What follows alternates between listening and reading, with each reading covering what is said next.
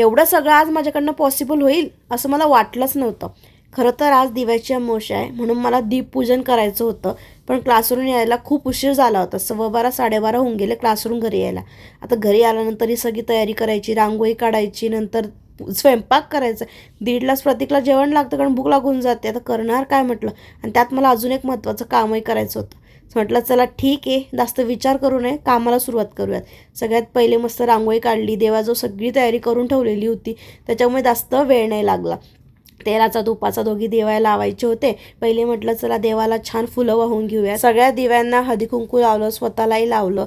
देवाजवळ प्रार्थना केली की देवा सगळं छान होऊ द्या, तुमचा आशीर्वाद आमच्यावरती असाच सदैव कायम असू द्या. देवाची पूजा केली, उदबत्ती लावली आणि म्हटलं चला आता आपण नैवेद्याकडे वळूयात. नैवेद्यामध्ये आज शिकरण बनवलेलं होतं कारण माझ्याजवळ वेळ कमी होता.